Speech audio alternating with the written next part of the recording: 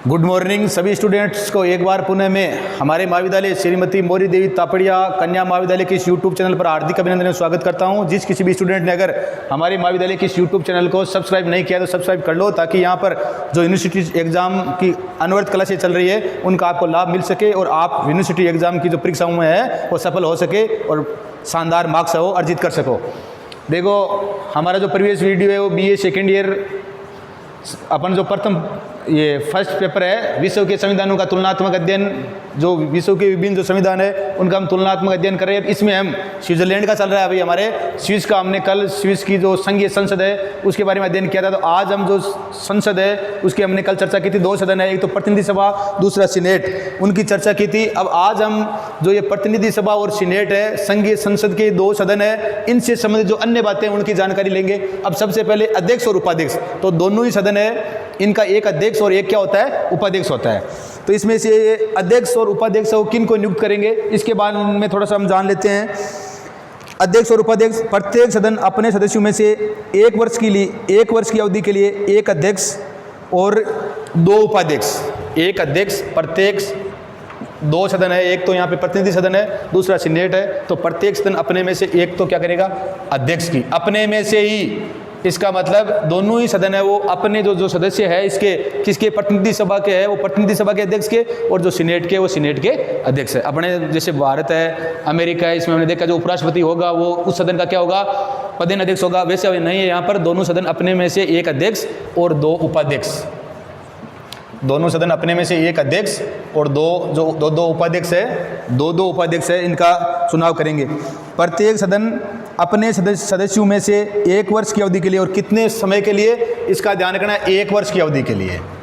कितने समय के लिए, विशेष बात ध्यान रखनी है कि जो स्विट्जरलैंड है या स्विस के जो दो सदन है, प्रतिनिधि सदन और सीनेट, इसके अध्यक्ष का कार्यकाल कितना होता है, एक वर्ष। एक वर्ष की अवधि के लिए अध्यक्ष और प्रथम उपाध्यक्ष और द्वितीय उपाध्यक्ष का चुनाव करेगा। एक अध्यक्ष और दो उपाध्यक्ष इनका चुनाव करेगा, तथा एक वर्ष की अवधि के उपरांत उन्हें तत्काल ही दूसरे वर्ष के लिए नहीं चुना जा सकेगा। अगर एक वर्ष के लिए इन्हें चुना जाएगा, लगातार इनको 2 वर्ष के लिए नहीं चुना जा सकता। तो इनका कार्यकाल 1 वर्ष हो गया, उसके बाद में चुन सकते हैं, पर कंटिन्यू कितना होगा, 1 वर्ष ही होगा। 1 वर्ष के बाद में उसको क्या होगा, उस पद पर वो कार्य नहीं कर सकता। उसके बाद में 1 वर्ष का अंतराल देखिए उसको पुनः चुना जा सकता है, परंतु लगातार 2 वर्ष तक उसको नहीं चुन सकते। इस बात का ध्यान रखना है। उन्हें तत्काल ही दूसरे वर्ष के लिए नहीं चुना जा सकेगा। इस संबंध में स्विट्जरलैंड में ये परंपरा चली आ रही है कि 1 वर्ष जिस कैंटन का सदस्य अध्यक्ष रह चुका है, दूसरे वर्ष उसी कैंटन का अध्यक्ष नहीं चुना जा सकता। अर्थात प्रत्येक वर्ष अध्यक्ष भिन्न भिन्न कैंटनों से चुने जाएंगे और एक ही कैंटन के अध्यक्ष तथा उपाध्यक्ष दोनों नहीं चुने जा सकते। ये नहीं है कि अध्यक्ष और उपाध्यक्ष दोनों क्या हो, कैंटन का मतलब वहाँ प्रांत होता है या राज्य होता है, दोनों एक ही कैंटन के नहीं होते हैं और लगातार 2 वर्ष के लिए भी क्या कर सकते हैं, नहीं चुन सकते। इस बात का ध्यान रखना है। और ये भी वहाँ पर परंपरा स्थापित हो गई है कि गत वर्ष के उपाध्यक्ष को अगले वर्ष अध्यक्ष बना दिया जाता है। जिस प्रकार से ये उपाध्यक्ष है, इनको अगले वर्ष क्या बना दिया जाएगा, परंपरा है लगभग, उसको क्या बना दिया जाएगा, अध्यक्ष बना दिया जाएगा। और अध्यक्ष सदन की अध्यक्षता करता है। जो अध्यक्ष है इसका काम क्या है, सदन की अध्यक्षता करना है, और ये मत नहीं देता है, ठीक है, ऐसे मत नहीं देगा, पर जब अगर निर्णायक अगर बराबर आ जाए तो निर्णायक मत देगा।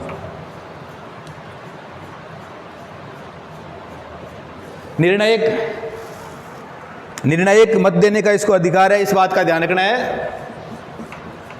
निर्णायक मत है उसका अध्यक्ष क्या करेगा, उपयोग करेगा। तो इस बात का ध्यान रखना है। अध्यक्ष और उपाध्यक्ष दोनों सदन अपने में से एक अध्यक्ष और दो उपाध्यक्ष चुनेंगे। 1 वर्ष की अवधि के लिए चुनेंगे, लगातार 2 वर्ष तक नहीं चुन सकते।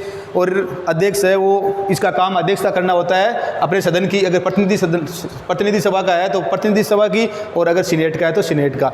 और अध्यक्ष को निर्णायक मत देने का अधिकार है। अगर मत दोनों बराबर आ जाए तो वहाँ पर अध्यक्ष क्या देगा, जिस सदन का है वो निर्णायक देगा। इस बात का ध्यान रखना है। दूसरा है अधिवेशन और विशेष अधिवेशन और विशेष अधिवेशन। तो हमने कल पढ़ा था, इसके जो अधिवेशन है वो लगभग विश्व में 4 सत्र होते हैं। स्विट्जरलैंड में कितने होते हैं, 1 वर्ष में 4 सत्र होते हैं, और प्रत्येक सत्र के लिए कितनी होती है, 3 सप्ताह की बैठकें होती है। ये कल के हम वीडियो में मैं आपको बता चुका हूँ। अधिवेशन, सदन के अधिवेशन नियमित रूप से होंगे।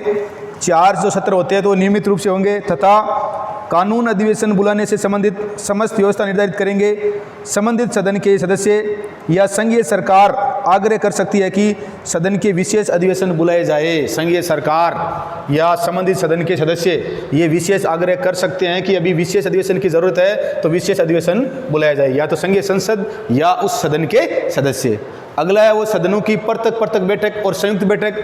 हमारे को पता है दोनों की पृथक बैठक होती है, तो ऐसा अगर हो जाए तो क्या होती है, संयुक्त बैठक भी होती है। सामान्यतः प्रतिनिधि सभा और सीनेट की पृथक बैठकें होगी। सामान्यतः है वो दोनों की जो बैठकें हैं वो क्या होती है, पृथक मतलब अलग अलग होती है। पर अगर विशेष परिस्थिति आ जाए तो दोनों की क्या हो सकती है, संयुक्त बैठक भी हो सकती है। कोई भी विषय दोनों सदनों से पारित होने पर उसे संघीय संसद का निर्णय कहा जाएगा। तो ये तो पृथक हो गया। उसके बाद में संयुक्त बैठक, भारत में भी अनुच्छेद 108 के तहत संसद की संयुक्त बैठक होती है, मैं बता चुका हूँ आपको, और आज तक 3 संयुक्त बैठकें हो चुकी है। तो वैसे ही स्विस जो है, स्विस की जो संघीय संसद है उसमें भी बैठक पृथक होती है, परंतु कोई विशेष अगर हो तो क्या हो सकती है, संयुक्त बैठक हो सकती है।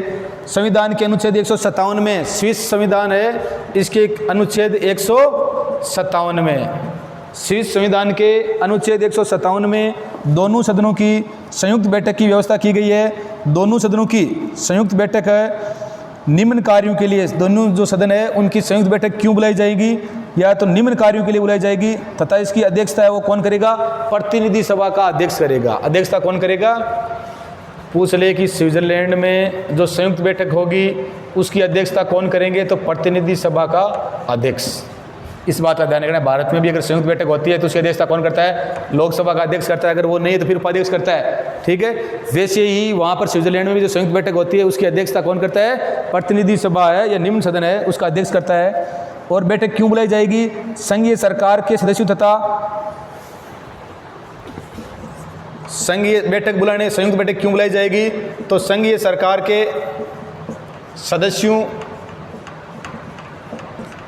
संयुक्त बैठक क्यों बुलाई जाएगी, तो संघीय सरकार के सदस्यों तथा अन्य पदाधिकारियों के चुनाव हेतु अन्य पदाधिकारियों के चुनाव हेतु अगर संघीय सरकार का क्या करना है, संघीय सरकार के सदस्यों की नियुक्ति करनी है, या जो अन्य जो पदाधिकारी है उनके चुनाव के समय क्या बुलाई जाएगी, संघीय संसद के दोनों सदनों की संयुक्त बैठक बुलाई जाएगी, जिसकी अध्यक्षता प्रतिनिधि सभा का कौन करेगा, अध्यक्ष करेगा। दूसरा है उच्च संघीय सत्ताओं के बीच क्षेत्राधिकार संबंधी विवाद हेतु, उच्च जो संघीय सत्ताएं हैं, शक्तियां हैं, उनके मध्य क्षेत्राधिकार संबंधी जो मामले हैं उनके संबंध में कि कौन सा मामला है वो किस शक्ति के अधीन आता है, तो उसमें भी क्या होगी, संयुक्त बैठक होगी। दूसरा है उच्च संघीय जो सत्ताएं हैं उनके बीच क्षेत्राधिकार संबंधी विवादों के, अगर कोई क्षेत्राधिकार को लेकर, क्षेत्र को लेकर अगर विवाद हो गया तो उसके निपटारे के लिए। तीसरा है समाधान के प्रार्थना पत्रों पर निर्णय हेतु, समाधान के प्रार्थना पत्रों पर निर्णय हेतु, तो इसका ध्यान रखना है, संयुक्त बैठक तब होती है। तीसरा है समाधान के प्रार्थना पत्रों पर निर्णय हेतु और विशेष अवसरों पर और संघीय शासन की घोषणाएं सुनने हेतु भी संघीय संसद की दोनों सदनों की संयुक्त बैठक बुलाई जाती है। अब गणपूर्ति और निर्णय प्रक्रिया, गणपूर्ति के लिए सदन के, अब गणपूर्ति संयुक्त बैठक हमने अध्ययन कर लिया कि ये जो 3 कानून है इसके लिए क्या होती है, संयुक्त बैठक होती है, और प्रतिनिधि सभा का जो अध्यक्ष है वो इसकी क्या करता है, अध्यक्षता करता है। गणपूर्ति है, अब हमने पढ़ा था प्रतिनिधि सभा है, इसके 200 सदस्य, और जो सीनेट है इसके 46, तो इनका बहुमत, गणपूर्ति मतलब बहुमत। अगर सीनेट की बैठक होनी है तो कितने सदस्य होने चाहिए, कम से कम 100 सदस्य, और इसकी प्रतिनिधि सभा की होनी है तो कितने सदस्य, 101 सदस्य, मतलब कुल सदस्य संख्या का क्या होना चाहिए, बहुमत होना चाहिए। गणपूर्ति के लिए सदन के बहुमत सदस्यों की उपस्थिति आवश्यक होगी। दोनों सदनों की पृथक बैठकों में और दोनों सदनों की संयुक्त बैठक में भी निर्णय मतदान में भाग लेने वाले सदस्यों के बहुमत से होगा, लेकिन संयुक्त बैठक में जो निर्णय है ये दोनों सदनों के अलग अलग बहुमत आवश्यक होगा। यहाँ पर जिस भारत में तो दोनों सदनों का कुल बहुमत है, परंतु वहाँ पर दोनों सदनों अगर संयुक्त बैठक होगी तो दोनों सदनों के जो सदस्य हैं उनके अलग अलग बहुमत, दोनों सदनों का अलग अलग बहुमत होना चाहिए। संयुक्त बैठक में भी निर्णय मतदान में भाग लेने वाले सदस्यों के बहुमत से होंगे, लेकिन संयुक्त बैठक में निम्न विषयों पर निर्णय के लिए दोनों सदनों का अलग अलग बहुमत आवश्यक होगा। कुछ ऐसे विषय है जिन पर वैसे बहुमत चाहिए दोनों सदनों का, पर कुछ विषय ऐसे है जिसमें दोनों सदनों का क्या चाहिए, अलग अलग बहुमत चाहिए। कौन कौन से विषय वो देख लो। पहला है किन्हीं संघीय कानूनों को अत्यावश्यक घोषित करने हेतु कोई संघीय कानून है, उसको अति उनकी आवश्यकता है। संघीय कानूनों को अत्यावश्यक घोषित करने हेतु